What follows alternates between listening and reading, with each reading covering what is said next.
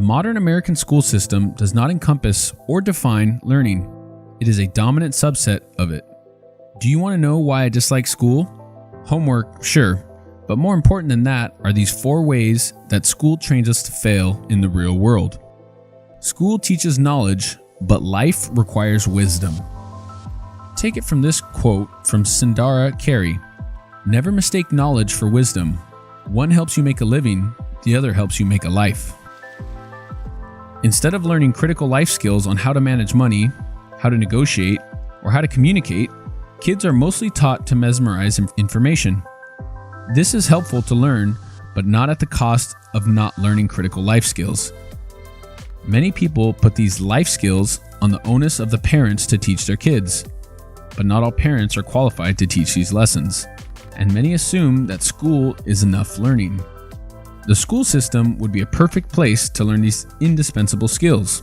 I can't give school a hall pass on this one because it is set up as a core way that kids are prepared to live in the world. Why it is positioned as such when it lacks personal growth training, financial management training, communication training, emotional intelligence training, and healthy living training. Psychology is the closest course to any of these, but it's mostly in college and typically optional. You could come up with a few examples of where these skills are taught in school, or where some wisdom is imparted by a particularly great teacher, but this is a general problem of focus that schools have. Schools are not set up to teach us what matters most. School, a place where students suck on an information test instead of learning how to feed themselves. Here's what I would love to see changed. What do you think? 1. Classes for important life skills. Money management, interpersonal communication, miscellaneous psychology, habits, goals, etc. 2.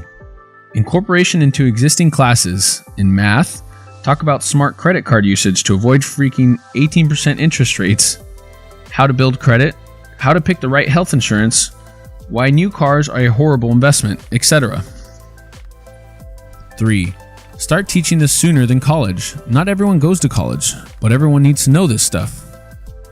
School is an unsuitable learning environment for many jobs. For those that say school is not the place to impart wisdom to youngsters, but to prepare them for the workplace, then why is it that it's absolutely horrible at accomplishing that? Let's look at some stats from a McKinsey consulting firm report. Warning, these stats are disturbing. In 2011, 1.5 million, or 53.6% of college grads under age 25 were out of work or underemployed. And for those that do have jobs, 48% of employed U.S. college grads are in jobs that require less than a 4-year degree. 30% of college grads don't feel college prepared them for the world of work. 6 times as many graduates are working in retail or hospitality as had originally planned. It used to be that apprenticeships were the norm. You'd learn the hands-on skills and expertise from a mature worker in the field.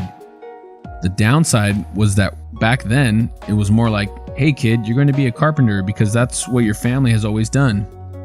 Today we have more choices, but with it has come an inferior form of learning. Most professions, even today's digitally based jobs, need hands-on training and mentorship. Programming boot camps are popping up, showing how horrible the current school model is.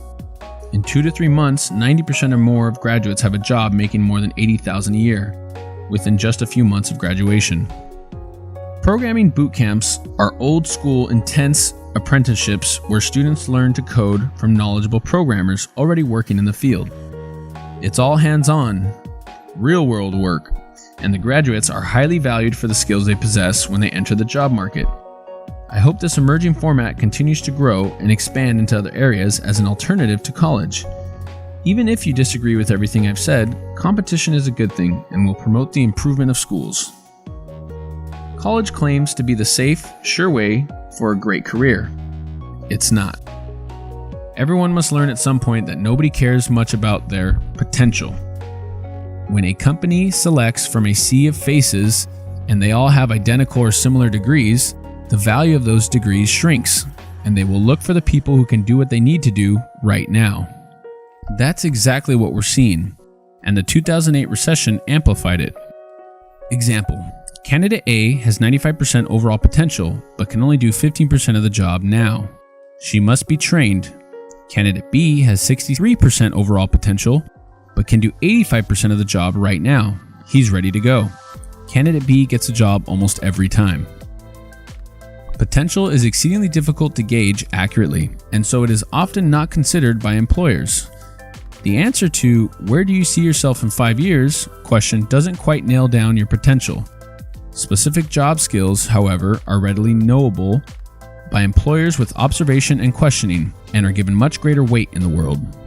Whether or not you go to college, and whether or not you want to work for yourself or work for a company, build skills and experience in your desired field. And if you want to be even smarter, network heavily. These things matter, they bring results, and take it from me, don't expect your diploma to get you anywhere unless you have the applicable work experience and skills to go with it. Having the ability to learn a skill doesn't mean much when your competitors already have that skill set. Grades distort our perception of reality. You can get straight A's in school, but nobody, no matter how successful, gets straight A's in life. In life, you tend to get A's by getting F's first, lots and lots of F's. Stephen King probably still has his huge stack of publisher rejection slips. Those were real-world F's. Stephen King, one of the most successful authors in history, got dozens and dozens of F's before he got his first real-life A.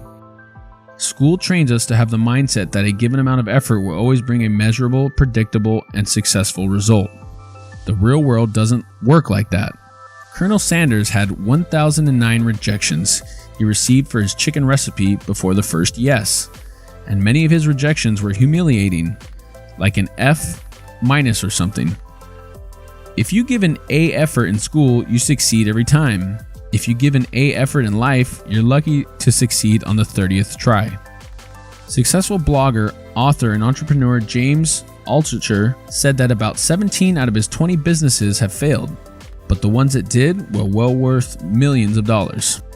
There will always be talented authors whose books remain unknown, superior athletes who never get a chance, and brilliant people who remain jobless. Meanwhile, some others who are in the limelight may not be deserving of it. Unlike test grades and GPAs, life is rarely fair. The best thing about school preparing us to fail in the real world is that while you can flunk out of school, you only flunk out of life if you give up. And even better than that, it only takes one great A to succeed.